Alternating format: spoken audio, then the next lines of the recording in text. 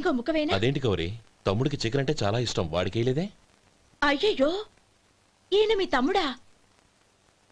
నాకు తెలీదండి. ఒక్కసారైనా నా మొహం చూసి మాట్లాడాలిగా, ఒక్కసారైనా నా నొదినాన్ని పిలవాలిగా, అప్పుడేగా తను నా మరిదని నాకు తెలిసేది. వాడికి చిన్నప్పటి నుంచి కాస్త సిగ్గెక్కువమ్మా. కాస్త ఎక్కువైతే పర్వాలేదు బావగారు, ఈయనకి మరీ ఎక్కువ. చూడు గోపి, ఎందుకు సిగ్గు?